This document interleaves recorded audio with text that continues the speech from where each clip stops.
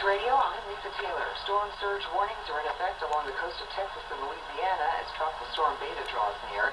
The Beta is no longer expected to grow into a hurricane, but the tropical storm is still a danger with a storm surge warning and tropical storm warning in effect for Port Aransas, Texas to Morgan City, Louisiana. Beta is expected to move inland over Texas late Monday between Corpus Christi and Galveston.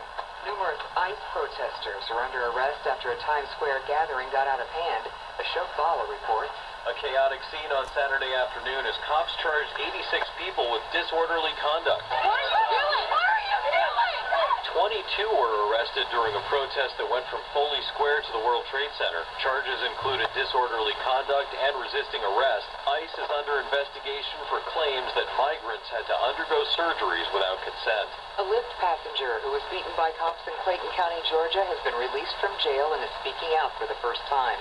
Nicole Wilson has details.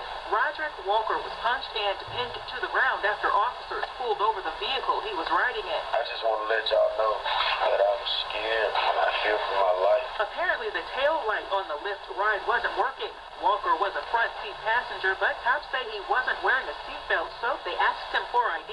One of the officers involved in the incident has been fired. Walker and his attorneys say the other two who were on the scene should be terminated also. And amplifiers might soon be turned up to 11 following a settlement involving This Is Spinal Tap.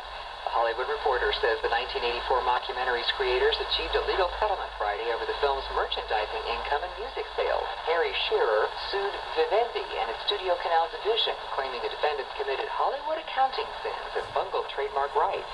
Shearer and co-creators Michael McKean, Christopher Guest, and Rob Reiner demanded hundreds of millions of dollars in damages. Lisa Taylor, NBC News Radio.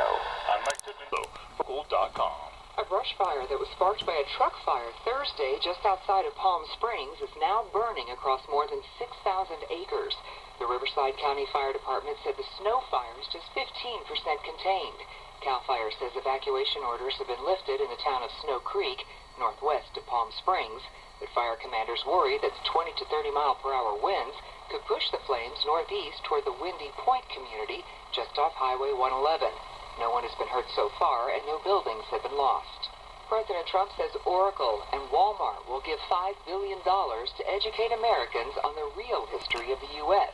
Jim Forbes with more. On Saturday, Trump told a North Carolina rally of his supporters that the companies agreed so fast that he felt he should have asked for more. Trump said he would support the deal for Oracle and Walmart to buy social media giant TikTok if they agreed to contribute to his program to emphasize how great America is and has been. Former President Bill Clinton is going after Senate Majority Leader Mitch McConnell's plan to hold a vote on President Trump's Supreme Court nominee. On CNN's State of the Union, Clinton said the move by the Kentucky Republican was a power play. The former president warned that it would only create more cynicism. McConnell has vowed to hold a floor vote on Trump's nominee, despite the election being just weeks away. The manager of the Detroit Tigers is announcing his retirement, effective immediately.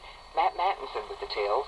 General Manager Al Avila said Rod Gardenhire is leaving the club in the middle of his third season Saturday. Health issues were a factor. Former Pirates manager Lloyd McClendon will manage the team for the remainder of the season. And the Emmy Awards are tonight. The 72nd Annual Primetime Emmy Awards will be a virtual ceremony this year, hosted by Jimmy Kimmel at the Staples Center in Los Angeles without an audience. Instead, the ceremony will have 130 cameras set up for potential winners around the world. The Emmy start at 8 p.m. Eastern tonight. Lisa Taylor, NBC News Radio.